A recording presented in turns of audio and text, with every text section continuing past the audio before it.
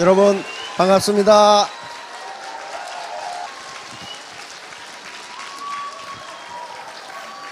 감사합니다. 요즘 명량이라는 영화가 굉장히 인기가 있죠. 그 명량에서 이순신 장군이 12척의 배로 외선 330척을 격파한 것은 호남을 지키기 위한 것이었습니다. 이순신 장군이 그 당시에 서울에 있는 친구 대감에게 보낸 편지 중에 양무호남 시무국가라는 말이 있어요. 호남이 없으면 국가도 없다, 그 말이에요. 그만큼 호남이 중요했어요.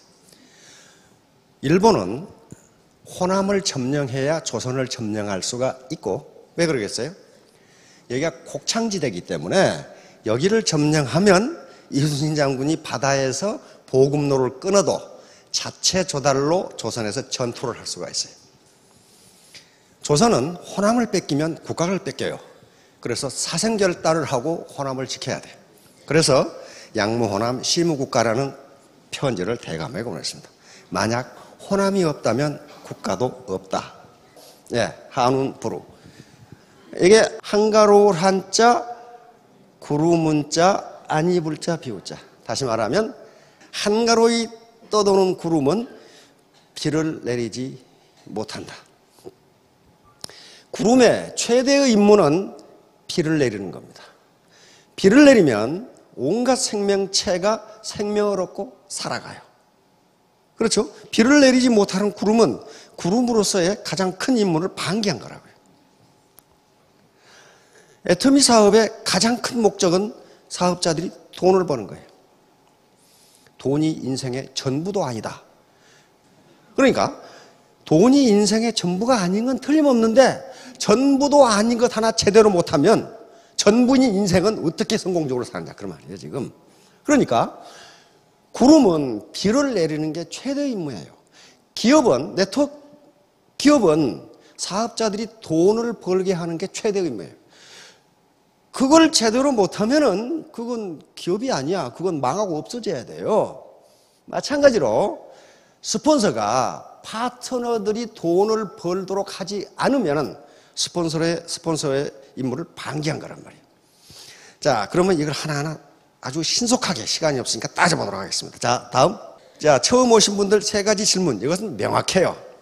이 사업을 할 것인가 말 것인가. 다시 말하면 내가 고생하는데 돈은 위에 스폰서하고 기업만 버는 거 아니냐.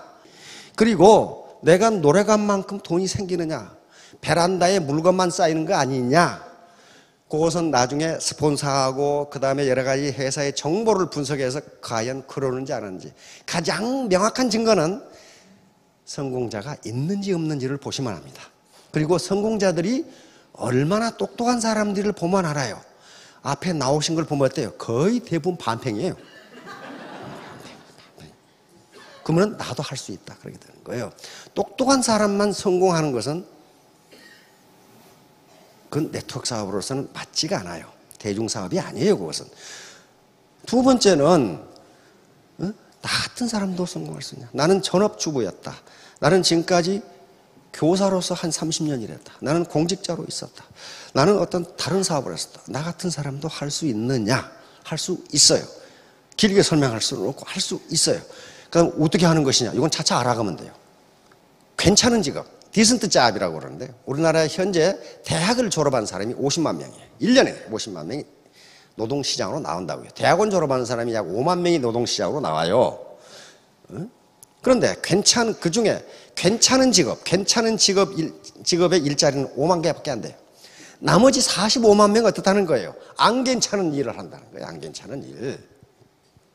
괜찮은 일이라는 게 공무원, 판검사, 고시 합격해가지고 의사, 큰 은행에 들어가는 거, 그리고 외국 기업에 그게 한 5만 개 돼요. 나머지는 대부분 반실업 상태로 있어요. 대학 4년을 졸업하고 대학원 2년을 졸업했는데도 그렇게 돼요. 그런데 단 하루 만에 내가 네트워크를 마스터했다. 그러면 그건 어딘가 비정상이에요. 이게 월천댁, 적어도 월천댁, 나중에는 5천댁이 되는 사업인데 이거 빅비즈니스인데 빅비즈니스를 단 하루 만에 마스터했다. 그건 거짓말이거나 안 그러면 미친놈이거나 둘 중에 하나예요. 그렇게 되잖아요. 알아가 사업을 해 나가시면서 터득을 하시기 바랍니다. 다음. 자, 성공을 위한 세 가지 공부. 이건 계속 이야기할 건데요. 세 가지 공부를 하셔야 돼요. 머리 공부, 마음 공부, 몸 공부예요. 머리 공부는 쿨헤드라고 그래요. 쿨헤드. 냉철한 이성이에요. 다시 말하면 누가 좋다니까 했더니 사업을 하고 안 좋다니까 안 하고 그게 아니고 내 자신이 스스로 주체성을 가지고 파악해보라. 이게 사기치는 놈들인지 아닌지 이 사업을 해서 성공을 할 수 있는지 없는지는 최종 결론은 누가 내리라는 거예요? 스스로 내려요. 아무도 누구 핑계대지 마라.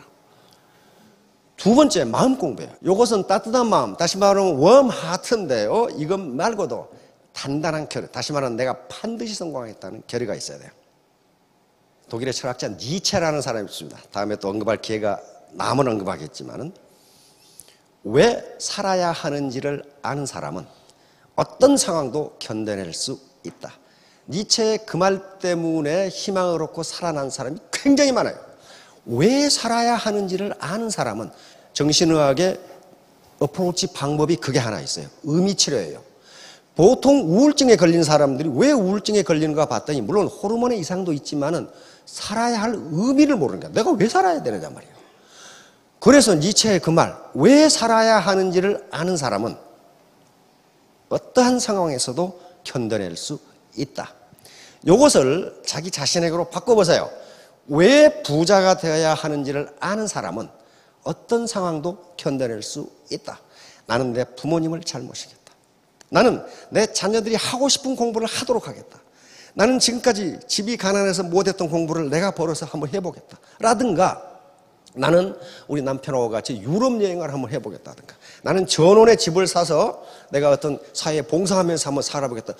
뭔가 부자가 돼야 할 이유가 있어야 부자가 될 거 아니에요. 난 잘 먹고 잘 살기 위해서. 그러게 되면 배 터져 죽어. 그러게 되면 이제 배 터져 죽어요. 그래서 왜 살아야 하는지를 아는 사람은 어떤 환경도 견뎌낼 수 있다. 이걸 자기에게로 바꿔보세요. 왜 부자가 돼야 하는지를 나는 안다. 따라서 나는 어떤 환경도 견뎌낼 수 있다. 이게 어떻게 해요? 자, 한음부로. 한가히 떠도는 구름은 비를 내리지 못한다. 이것은 애터미 사업을 그대로 반영한 겁니다. 자기 혼자 똑똑하다고 하는 사람은 절대로 성공 못한다.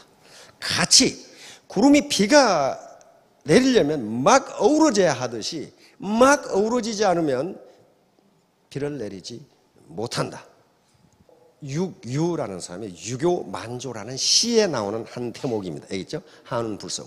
한가롭게 떠도는 구름은 비를 만들지 못한다. 이제 구름 나왔으니까 구름의 종류를 보도록 하겠습니다. 통상 찾아보니까 또 전문가한테 물어보니까 구름을 크게 10가지로 분류를 한답니다. 물론 모양에 따라 수백 개의 분류가 되는데요. 이게 상층운이 있고 중층운이 있고 하층운이 있어요. 다음 하나씩 봅시다. 근데 비행기를 타고 쑥 올라가면서 외부 온도를 한번 잘 관찰해 보세요. 비행 정보 그래가 주지요. 그러면 4km를 쑥 이렇게 올라가죠. 올라가면 공중 4km를 올라가면요. 온도가 마이너스 1도가 돼요. 지상에서 4km 올라가면 마이너스 1도가 돼요. 근데 어떤 때는 영도 지역에 따라서 그래요. 5km까지 올라가면 정확하게 마이너스 1도 이상이 돼요. 쑥 올라가는데 그래서 비행기가 통상 이 지상 몇 킬로에서 달립니까? 운항합니까? 통상 10km 내지 11km죠? 그쯤 되면 영하 50도예요. 바깥 온도는. 영하 50도. 그러니까 이게 5km 또는 6km 이상이 되면 적어도 6km 이상이 되면요. 거기는 전부 영하권이에요. 영하권이기 때문에 그 이상 떠 있는 구름은 뭐라는 거예요? 그게 얼음덩어리, 얼음덩어리. 얼음덩어리예요. 얼음 알갱이에요. 전부 다. 영하 50도에서 물이 어떻게 존재해요? 존재하잖아요. 자, 그러니까 요 구름, 요게 6km에서 13km 정도 떠 있는 구름이니까 저것은 전부 얼음 알갱이입니다. 요 새털 구름, 요거 있죠? 이건 명주 구름이다. 가끔 달물이 해물이 지죠. 무리 구름, 면사포 구름이라고 하고, 그 다음에 권정운, 요건 조개처럼 이렇게. 예, 저건 비를 내리지 못합니다. 고고하게 떠 있지만은 비를 내리지 못합니다. 다음. 중층 2km에서 6km. 2km에서 6km니까 5km 미만에 있는 것은 물방울이에요. 그리고 5km, 6km 있는 것은 전부 얼음 덩어리입니다. 얼음. 요게 그래서 고층은, 요게 이제, 장막구름이라고 이렇게 떠 있는 것을 양떼처럼 생겨서 양떼구름 이렇게 이야기합니다. 자, 다음. 이건 하층원이 있어요. 0km에서 2km. 이건 전부 물방울이에요. 4km 미만에 있는 것은 전부 구름이 물방울입니다. 이렇게 올라가는 거 보셨죠? 이걸 안개구름이라고. 그런데 2km까지 층. 요것은 층계가 이렇게 져 있는 구름이 있는데 층계구름이라고. 난충은 요거 이제 비구름입니다. 비구름 2km에서 7km. 자, 다음. 그다음에 수직 발달. 이건 수직으로 그냥 올라가는 건데 이게 뭉게구름. 폼은 근사한데 뭉게구름은 비가 안 온답니다. 이건 아주 그러니까 이거 허폼 잡는 거예요. 허폼. 야, 이거 허폼 잡는 사람 되게 많아요. 이거. 미국 가면 이게 쎄버렸어. 허폼 잡는 사람들이. 요게 이제 이 센비구름, 천둥, 번개, 요란스럽게 우박이 떨어지고 하는 게 요게 이제 기타 구름이 수백 가지가 있는데 대표적인 것이 요게 렌즈구름이라고. 렌즈처럼 생겼죠. 렌즈구름. 요게 막 물결치는 거 파상운. 요것은 젖가슴처럼 생긴 유방운. 이렇게 이야기하는데요. 자, 다음. 자, 그럼 비와 눈이 생성되는데 우리는 온대지방이니까 온대지방에서는 얼음 알갱이 주변에 물방울이 붙어가지고 물방울 100개가 붙으면은 빗방울이 돼서 중력에 의해서 떨어지는 게 그것이 안 녹으면 눈이 되고 녹으면 비가 된답니다. 그러니까 반드시 거기에 빙정, 얼음 알갱이가 있어야 돼요. 얼음 알갱이가 오르락내리락 하면서 주변에 물방울을 끌어들여 가지고 돼요. 그러니까 반드시 비가 내리려면 물방울을 끌어들이는 빙정 역할을 누군가 해줘야 돼요. 누가 해야 돼요? 애터미 사업 같으면 자신이 해야 돼요. 자신이 파트너들을 끌어들이는 힘이 있어서 물방울 이 구름방울 100개가 모이면 비가 내리듯이 소비자 100명 모이면 돈이 생겨요. 그러니까 100명 양쪽에 50명 하라고 그러잖아요. 비 오는 원리하고 똑같아요. 그 다음에 미룬부루라는 말이 있습니다. 아까는 한운부루인데 이건 한가로이 새털구름처럼 떠도는 내가 고상하다 하고 떠도는 구름은 절대로 비가 내리지 않는다. 돈이 절대로 생기지 않는다. 근데 미룬부루, 이건 주역에 있는 말입니다. 주역 64개 중에 62번째에 있는 괴에 미룬부루라는 말이 있어요. 이것은 구름은 빽빽하게 있는데 비가 안 온다. 그런 말이에요. 비가 안 온다. 이건 두 가지 의미가 있는데요. 어떤 일의 조건은 갖추어져 있는데 비가 안 온다. 안 된다. 그 말은 그게 빙정이 없다. 누군가가 그 사람을 끌어모을 수 있는 리더가 시원찮다. 그런 말이에요. 그러니까 돈이 안 생긴다. 그런 말이에요. 밑에 사람은 많은데 돈이 안 생겨. 한 대 모아서 재심합력해야 되는데 그게 안 된다는 거예요. 또 하나는 다른 의미인데요. 구름이 잔뜩 껴가지고 거기에 무슨 조건만 갖추어지면 비가 올 것 같다. 이게 미룬부루예요. 그러니까 누군가가 내가 자신이 스스로 리더가 돼서 이 사람들 끌어모으기만 하면 나에게 돈이 된다. 이게 미룬부루라는 겁니다. 현재 비는 오지 않지만은 내 밑에 파트너가 200명이 있기 때문에 잘만 내가 어레인지 하면은 돈이 생길 수 있다. 그 상태가 미룬부루예요. 자, 다음. 자, 한운부루나 미룬부루하고 애터미사하고도 관계가 있단 말이에요. 한가롭게 떠도는 구름은 비를 만들지 못한다.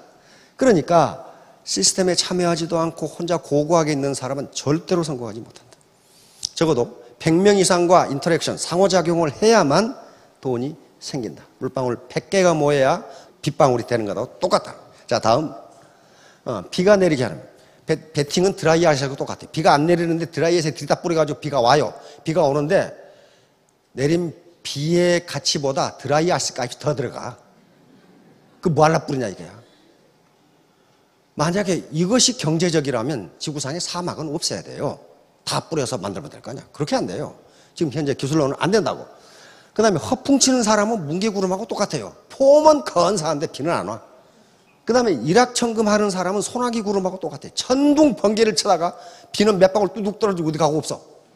이런 사람 가끔 있어요. 고고하게 폼 잡고 있는 사람은 새털 구름하고 똑같은데 아주 멋져 보이지만은 비는 안 내린다. 그 돈 못 벌어요. 비를 내리게 하려면 각자가 빙정 역할을 해줘야 돼. 파트너들을 끌어당기는 흡인력이 있어야 된다. 흡인력. 문제는 흡인력이에요. 자, 다음. 그러면 이제 흡인력이 생기게 하려면 어떻게 하느냐? 이거 많은 방법이 있는데요. 사운을 가지고 설명하는 게 가장 좋습니다. 영혼을 소중히 여기며 생각을 경외한다. 믿음에 굳게 서며 겸손히. 이것만 하면은 흡인력이 될 수가 있어요. 자, 다음. 그러면 영혼을 소중히 여긴다는 것은 두 가지 의미가 있습니다. 하나는 사람을 수단이 아니라 목적으로 생각한다. 이건 칸트의 도덕 철학에서 최고의 가치가 이겁니다. 인간은 존재하는 것 자체가 목적이지 누군가가 그 사람을 짓밟고 이용해 먹는 수단이 아니다. 그 말이에요. 인간의 존엄성은 그 사람의 지고하나 가진 것이 과다에 관계없이 항상 귀중하다. 항상 똑같다. 그런 개념이에요. 그 다음에 양심을 소중히 여기고 양심에 따라 행동한다. 이게 영혼 속에서 가장 중요한 핵심이 양심입니다. 양심은 항상 사악한 짓을 못하게 해요. 그러니까 요거만 되면은 내가 파트너를 이용해서 돈을 벌겠다. 내가 소비자를 이용해서 돈을 벌겠다. 그 생각이 아니고 소비자가 내가 판매하는 제품을 씀으로써 소비자도 이익이 된다. 그리고 파트너가 성공해야 내가 성공한다. 이런 거 당신을 내가 내 돈벌이의 수단으로 이용하지 않겠다고 생각하는 자체가 사람을 끌어들인다. 영혼을 소중히 하는 것. 이것을 선의지라고 합니다. 선의지. 칸트 철학에 있어서의 유일한 선은 선의지다. 이게 무슨 말이냐면요. 우리가 소중하다고 생각하는, 가치 있다고 생각하는 것들도 선의지를 빼버리면 그것이 악이 될 수 있다. 그것이 칸트 도덕 철학에서의 최고 이론이에요. 다시 말하면 건강. 어때요? 좋은 거죠? 좋은 거죠? 근데 칸트는 그걸 좋은 거라고 생각 안 해요. 왜냐하면 건강한 놈이 맨날 깡패짓 한다. 그러면 어떻게 돼요? 건강한 자체가 악이 된다는 거예요. 그러니까 우리가 돈이다, 건강이다, 성공이다, 출세다 하는 것들이 얼른 보면 가치 있는 것 같지만은 거기에 선의지가 개입되지 않으면 그 자체가 악이다. 그 말이에요, 지금. 그러니까 애터미 사업을 해서 돈을 버는 건 선인 것처럼 생각이 되는데 선의지를 가지고 돈을 벌지 않으면 그건 악이다. 그게 칸트 철학이에요. 다시 말하면 이런 거예요. 장남은 의무감을 가지고 내가 부모님을 모시는 게 당연하다 하고 시골에서 농사지면서 열심히 부모님을 모셨어. 네? 그런 경우 많죠, 옛날에. 그렇게 되면 어떻습니까? 이제 차남은 집안에 그래도 판검사가 있어야지. 그리고 대학을 보내. 그렇죠? 형님은 계속 일하면서, 아버지 계속 일하면서 차남을 대학에 보내. 그랬더니 또 사법고시 합격해가지고 열쇠 3개 가져온 아가씨하고 결혼을 했어. 그래가지고 시골에 내려오지도 않아. 그런데 아버지가 중병에 걸리셔가지고 돌아가시게 생겼어. 근데 이 머리 잘 돌아가는 차남이 생각해 보니까 아이고 아버지 땅이 많은데 이런 생각이 난단 말이야.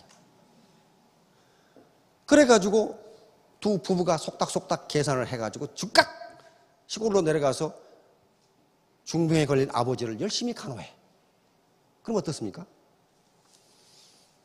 그 행위는 의무에 맞는 행위예요. 그렇죠? 형님이 아버지를 열심히 간호하는 거나 차남이 지금 현재 열심히 아버지를 간호하는 거나 똑같아요. 겉으로 나타나는 행위는 똑같아요. 그렇죠? 똑같다고. 그러니까 결과만 가지고 현재 나타나는 행동만 가지고 그것을 선이다 악이다 할 수 없다 하는 게 칸트예요. 반드시 선의지가 개입되지 않으면 그건 선이 아니라 악이다 그 말이에요. 장남은 당연히 장남으로서 아버지를 모셔야 된다고 생각하고 하고 있는 거예요. 그런데 차남은 아버지의 땅이 지금 욕심이 난 거란 말이에요. 그러니까 그 행위가 똑같지만은 의지가 달라. 의지가. 그래서 칸트 철학에 의하면 차남은 선한 행위가 아니다. 이렇게 나오는 거예요 말이에요. 그러니까 영혼을 소중히 여기는 것은 칸트 철학에 있어서의 선의지예요. 선의지. 그러니까 칸트는 뭐라고 했냐면 지구상 그리고 전 우주에까지도 이건 선이다. 그렇게 선언을 했어. 동반성공하는 것은 뭐다? 선이다. 다음. 생각을 경영한다. 이건 두 가지 의미가 있습니다. 하나는 비전을 창출하는 거고 또 하나는 의사결정을 합리적으로 하는 거예요. 지금 시중에 생각을 경영한다라는 책이 나와 있어요. 모 대학의 경영학 교수가 쓴 건데 거기에는 의사결정을 어떻게 하는 것이 합리적이라는 이론이 자세하게 나와 있어요. 의사결정을. 그러니까 생각을 경영한다는 게 결국 모든 행동은 의사결정의 결과이기 때문에 이걸 잘해야 된단 말이에요. 내가 이 사업을 할 것이냐 말 것이냐도 최종적 결심은 누가 해야 돼요? 자기가 해야 돼요. 그리고 어떻게 할 것이냐도 결국 자기가 해야 돼. 내가 파트너하고 동반성공을 하겠다고 생각할 것이냐, 나만 돈 벌면 그만이라고 생각할 것이냐, 그건 자신이 결정해야 돼. 그러니까 생각을 경영한다는 비전을 창출해. 내가 3년 후에 월천댁이 되겠다. 5년 후에 5천댁이 되겠다. 비전을 누가 만들어줘요? 그건 내가 해야 돼요. 내가 누가 해줘요? 당신 3년 후에 5천댁 돼. 그러면 왜요? 그렇게 물어보면 그건 뭐라고 대답을 해. 그런데 문제는 리더가 그 역할을 또 해줘야 된다는 거예요. 리더의 역할이 뭡니까? 앞에 서서 끌고 가는 거란 말이에요. 지금 새로 리크루팅한 사람들은 비전이 없어요. 그때 리더가 비전을 제시해줘야 되고 점점 알아가면서 최종적인 비전은 자기가 만들어야 돼. 그것이 또 합리적인 의사결정이에요. 믿음에 굳게 선다. 이건 이미 심리학자 그리고 사회학자들이 이미 학문적으로 증명한 겁니다. 그렇게 되리라고 믿으면 반드시 그렇게 된다. 그렇게 되리라고 믿으면 반드시 그렇게 된다. 그걸 굳건히 견지하라. 이걸 자기 암시라고 그럽니다. 나는 3년 뒤에 월천댁이 되겠다. 거기서 끝나면 안 되고 될 것이다까지. 될 것이다. 근데 그걸 매일 자기에게 이야기하라는 거예요. 나는 3년 뒤에 월천댁이 되겠다. 매일 거울을 보면서 나는 어떻게 이렇게 이효리 같지? 이런 식으로 하면 그렇게 된다는 거예요. 그렇게 된다는 거예요. 이게 학자들이 하는 거예요. 학자들이 하는 얘기예요. 자, 그러니까 이렇게 해서 이게 자기 암시거든요. 자기 암시예요. 자기에게 나는 그래도 월 5천만 원을 벌 수 있는 인물이다. 스스로 그렇게 생각하시라는 거예요. 왜 자기를 자꾸 비하하느냐는 거예요. 다른 사람이 그 누구도 무시하지 않습니다. 그렇다고 그 누구도 존경하지 않아요. 그럼 뭐 하느냐? 아무 관심이 없어. 아무 관심이 없어. 그러니까 스스로 자기가 자기를 높이고 자기의 가치를 높여줘야 돼요. 겸손이 생긴다. 이게 굉장히 중요합니다. 겸손하다는 것은 상대를 높이고 나를 낮추는 거예요. 그런데 이 겸손은 말이죠. 모든 성경에는 엄청나게 많은 말씀이 있고 모든 종교의 교리에 겸손하라는 말이 들어있어요. 그 말은 무슨 말이에요? 역설적으로 겸손하기가 매우 어렵다. 그런 말이에요. 겸손하기가 매우 쉬우면 거기다 적어놓을 이유가 없어. 그렇잖아요. 안 적어놔도 다 하는데. 아인슈타인이죠. 아인슈타인이 만드는 공식. 이건 논리지분의 원. 이 말이 무슨 말이냐면 고집은 지식분의 1이다. 그러니까 무식한 놈이 고집 세다. 그 말이에요. 쉽게 말하면 무식한 놈이 고집 세다. 아인슈타인이 해놓은 말이에요. 그러니까 많이 알면 알수록 다른 사람의 말을 잘 듣는다. 공자의 겸손에 대한 태도. 공자가 가장 존경한 인물은 주공이라고 하는 인물입니다. 주공. 공자는 왕을 존경한 게 아니에요. 주공은 누구하고 같다고 생각하냐면 여러분 수양대군 있죠. 수양대군하고 똑같은 위치에 있었어요. 그런데 수양대군은 자기 조카인 단종을 죽이고 자기가 왕이 됐죠. 주공은 단종보다 더 어린 자기 조카 성왕이라는 사람을 죽이지 않고 많은 사람들이 당신이 왕이 되시오 했는데 그렇게 안 하고 어린 조카를 보좌해가지고 주나라라는 나라를 아주 번창하게 만들어본 그런 인물이에요.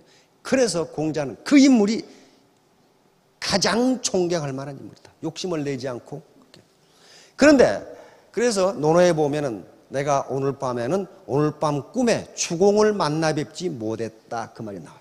그러니까 얼마나 주공을 인간의 가장 이상적인 모델로 삼은 인물이 주공이라는 인물인데 근데 이 말이 나와요.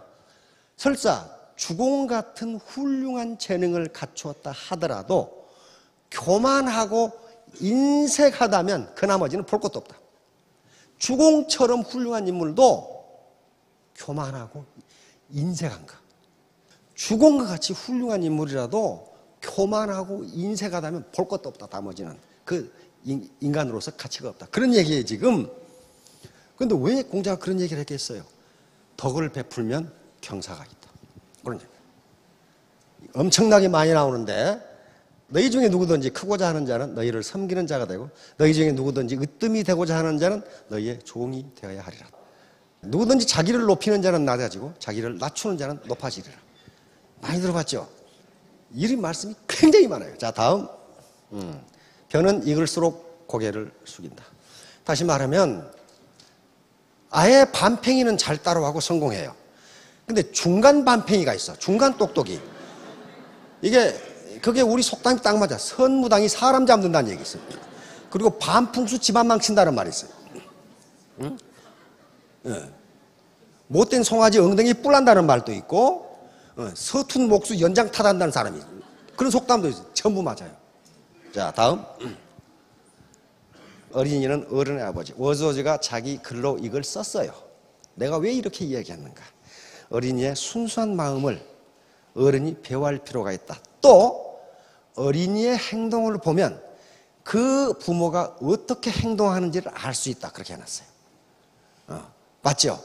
자, 흡인역과 배청역의 역사적 사례. 이것은 이순신 장군하고 선조하고 이일 장군의 예를 들었는데요. 이순신 장군 명량이라는 영화를 보시면 알겠지만은 배구정군을 끝내고 삼도 수군 통제사로 다시 임명돼 갑니다.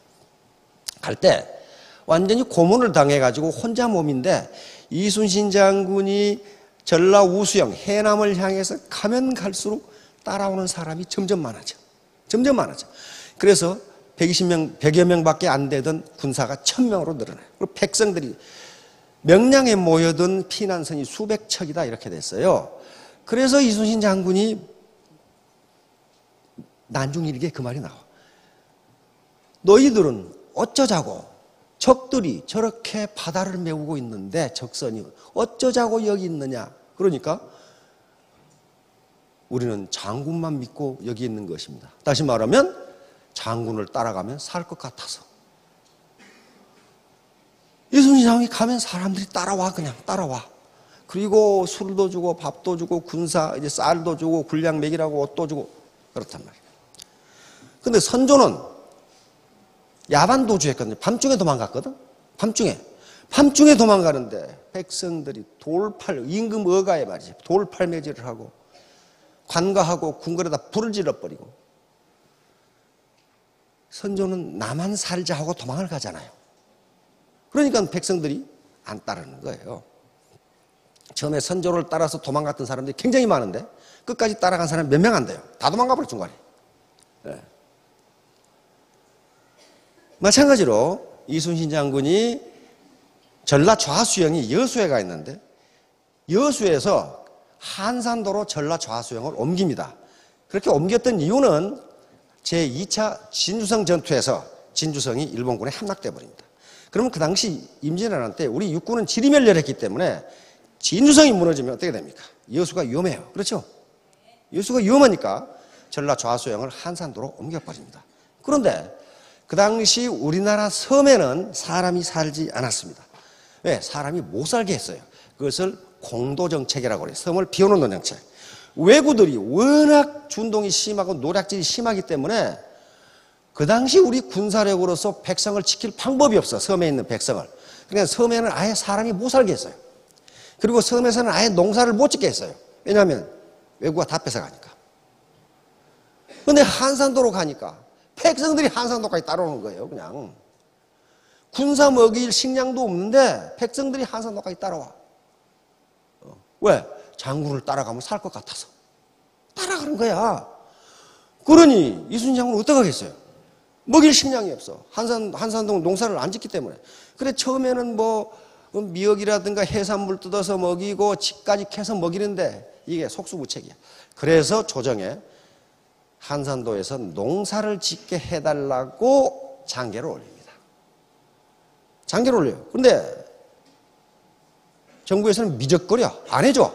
계속 장계를 올려가지고 한산도에서 농사를 짓게 만듭니다. 그래서 백성들을 먹여 살려요. 백성들을 먹여 살리고 군사들을 17,000명이나 되는 군사들을 먹여 살려요.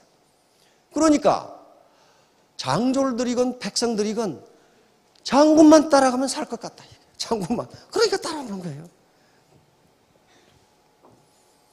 다 그렇게 하실 수 있죠. 스폰서님만 따라가면 성공할 것 같아서 죽으라고 따라간다. 응? 그렇게 되면 성공이에요. 그게 흡인력이에요. 이일 장군은, 그러니까 이순신 장군은 백전백승했습니다. 그에 비하여 이일 장군은 이순신 장군이 과거에 급제해가지고 어느 날 같으면 소위로 북방으로 가서 압록강 변으로 갔을 때 그때 사령관이 이일이라는 사람이에요. 그런데 자기 잘못을 이순신 장군에게 최다 뒤집어 씌워가지고 조정에 이순신을 사형시키게 해달라고 건의하는 사람이야. 조정에서 가만히 보니까 이순신이 뭐 잘못한 것도 없거든? 그래서 사형은 시키지 말고 파직해라. 그래가지고 거기서 파직돼버려. 그래서 거기서 백의종군을 합니다. 그러니까 이순신 장군은 백의종군을 2번 하는 거예요. 계급이 다 없어져 버려. 그게 이일이에요. 그러니까 이일은 자신의 출세를 위해서 자신의 잘못을 부하에게 뒤집어 씌운 사람이에요. 그러니까 흡인력이 있는 것이 아니라 배척력이 있어요. 밀어내요, 사람을. 그래서 임진왜란이 일어나서 서울로 와서 서울에서 300명의 군사를 이끌고 상주를 막기 위해서, 상주를 막으면 충주가 안전하거든요. 상주로 내려갔는데 서울에서 300명을 부하를 끌고 갔는데 상주 가보니까 60명밖에 없어. 도중에 다 도망가 버렸어요. 다 도망가 버렸어요. 그게 배척력이에요. 밀어내는 거예요. 이순신 장군은 백의종군 하면서 고문 받아가지고 쩔뚝거리면서 가는데 1000명이 따라와. 1000명이 뒤에. 1000명이. 그러니까 그게 흡인력과 배척력이에요. 리더가 흡인력을 가지면 성공합니다. 잡종강세.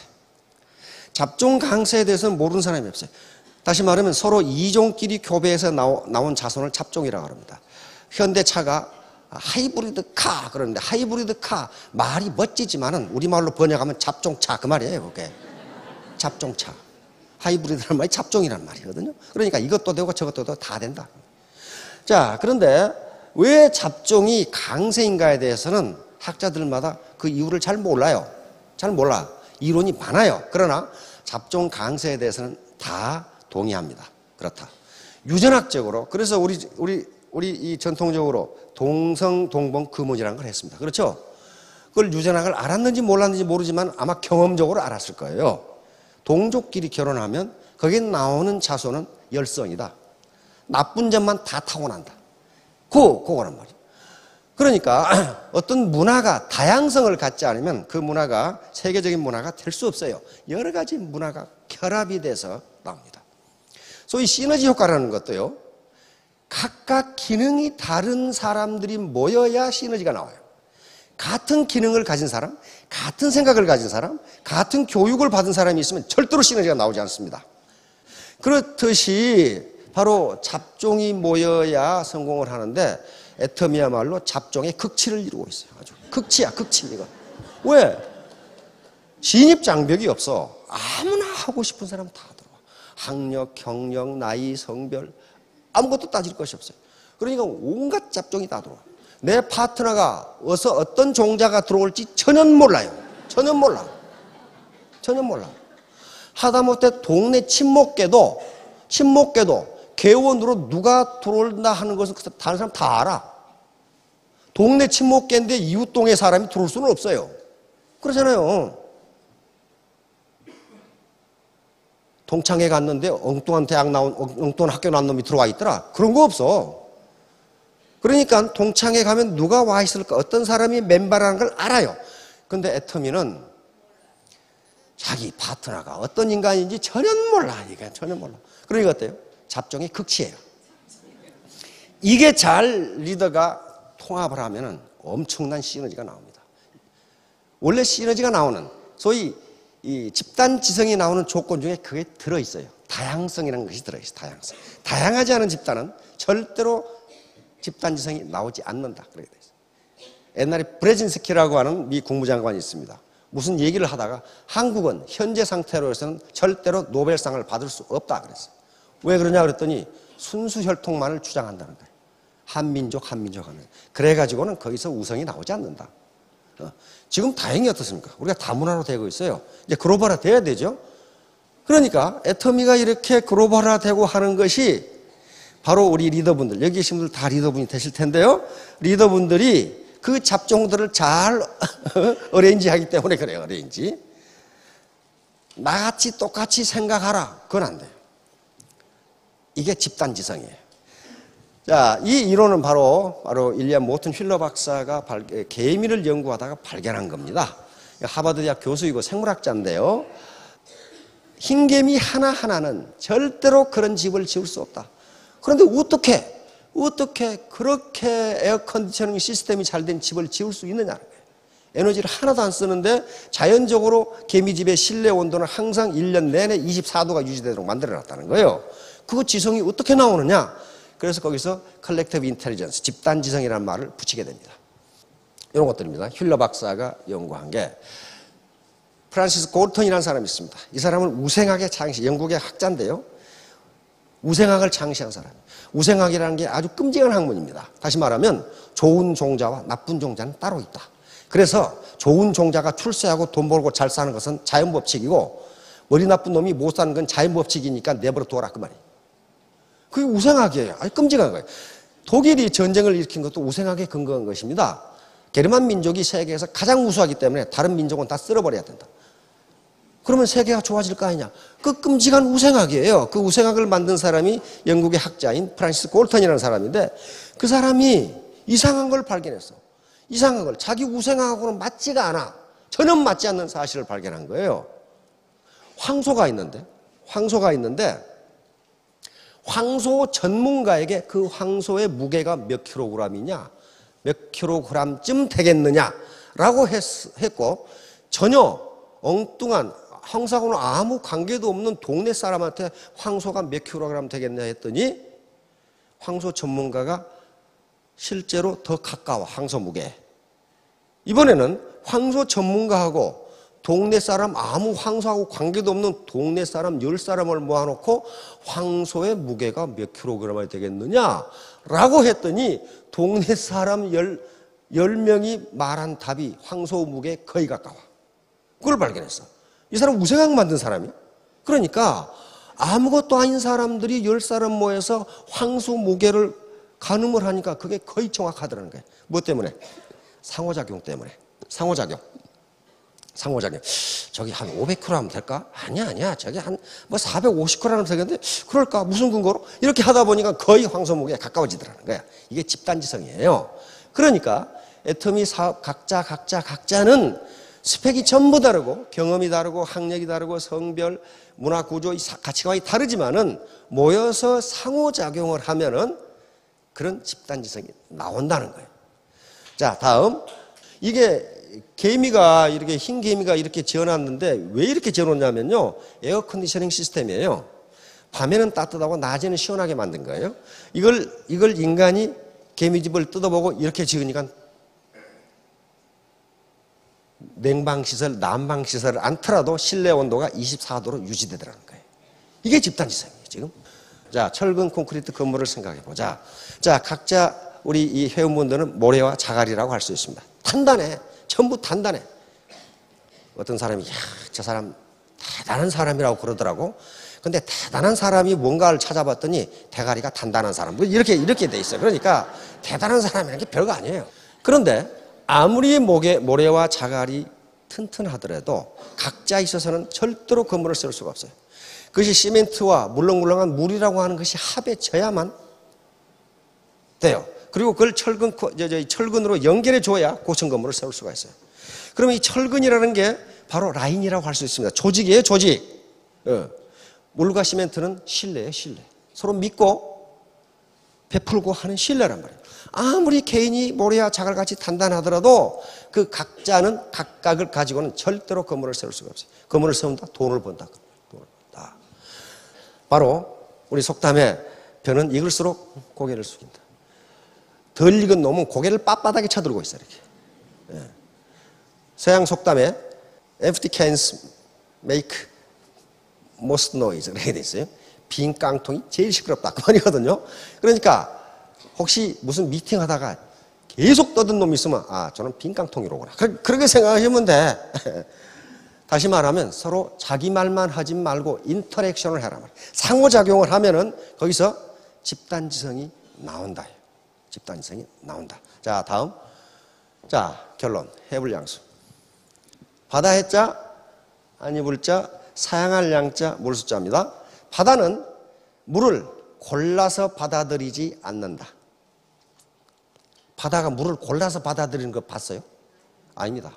바다는 수만 수천 수만 개의 강을 그것이 흐린 강이든 흐린 물이든 맑은 물이든 많은 물이든 적은 물이든 빗물이든 할 것 없이 다 받아들여요. 다 받아들여서 그걸 자체 정화를 합니다. 자체 정화를 하기 때문에 거기에 생명체가 살아요. 생명체가 살잖아요. 우리 애터미하고 똑같아요. 문호가 개방되어 있어. 진입의 자유가 있기 때문에 프리 엔트리란 말이에요. 진입의 자유가 있어요. 진입비가 없거든요. 또 프리 엑시트예요. 나가고 이 퇴출의 자유예요. 나가고 싶은 나가고 들어오고 싶은 들어오고. 그렇기 때문에 다 받아들여 다. 그러면 그 리더분들 또는 현재 스폰서분들 이런 분들은 자체 정화를 하면 돼요. 자체 정화를 하면 물이 깊어지고 거기에 생명체가 삽니다. 생명체가 살아요.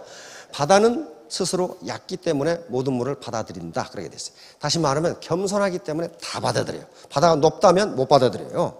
못 받아들입니다. 그런데 모든 물을 받아들인다. 그 말은 무슨 말이에요? 포용력입니다. 포용력. 리더의 포용력. 모든 조직은 리더의 포용력만큼 커집니다. 자기 자신은 셀프 리더거든요. 밑에 파트너가 분명히 들어와요. 그러면 내 밑에 산하의 조직이 얼마 커질 것이라는 것은 내 포용력만큼이다. 내가 얼마나 받아들이냐. 그리고 받아들여서 이걸 어떻게 정화하느냐에 따라 있어요. 그러면 반드시 3년 이내에 성공하십니다. 자, 다음. 자, 나쁜 태도. 이제 문제는 태도입니다. 태도. 여기서 우리가 뭐 학습 지능을 요구하는 것도 아니고 뭐 경력이 어떠냐, 스펙이 어떠냐, 나이가 어떠냐, 성별이 어떠냐, 당신 가치관이 어떠냐. 그거 따지는 게 아니에요. 문제는 애티튜드예요. 애티튜드. 단 하나예요. 빅터 프랭클 박사라고 하는 분이 있는데요. 이분은 유대인으로서 오스트리아의 정신과, 의과대학의 정신과 교수였습니다. 30대부터 정신과 교수였는데 그 당시 독일 나치에게 자기 부인, 자기 부모, 자기 형제, 자기 친구들 다 끌려서 아우슈비츠 아시죠? 인간 도살장으로 끌고 갑니다. 끌고 가는데 다 죽었어요. 사랑하는 부인 죽었지, 부모 죽었지, 친구 죽었지, 친인척 다 죽어버렸어. 영양실조, 안 그러면 학살 이런 거 다 죽었어. 혼자 살아남았어. 그런데 이분이 어떻게 했어요? 자기가 살아야 할 이유를 잊어버렸어. 그렇잖아요. 사랑하는 부인 죽었지, 부모 죽었지, 친구 죽었지, 친인척 다 죽었지. 그리고 자기도 언제 죽을 줄 모르니 살아야 할 의미를 잊어버렸어. 내가 왜 살아야 되느냐? 왜? 이 수모를 당해가면서 왜 살아야 되느냐? 왜 살아야 되느냐? 그런데 살아야 할 이유가 번쩍 생각났어요. 바로 독일의 철학자 니체가 한 말이 생각났어요. 살아야 할 이유를 아는 사람은 어떤 상황도 견뎌낼 수 있다. 딱. 그러면 내가 살아야 할 이유가 뭐냐? 나는 의과대학의 정신과 교수로서 인간이 극한 상황에서 어떻게 되는지를 기록으로 남겨놔야 할 의무가 있다. 이렇게 생각합니다. 정신과 의사가 아우슈비츠에 끌려간 사람이 없잖아요.